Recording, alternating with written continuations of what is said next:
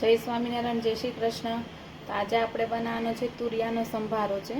તો એની માટે મેં તુરિયા લીધા છે, લીલા મરચાં છે, કોબી છે, મીઠું છે, તેલ છે અને રૂટીન મસાલા છે। આપણે 2 ચમચી જેટલું તેલ લઈશું।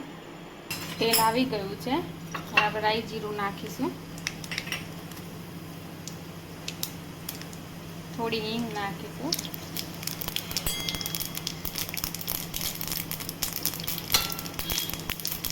થોડી હળદર લઉં છું અને લીલા મરચાં નાખીશું, એટલે તુરિયા પણ નાખી દઈશું ને થોડું સ્વાદ અનુસાર મીઠું લઉં છું। હવે ચડવા દઈશું 5 મિનિટ મિક્સ કરીને। સંભારો થઈ ગયો છે। હવે આ હું શેકેલ મેથીનો પાવડર છે એ ઉપર છાંટું છું।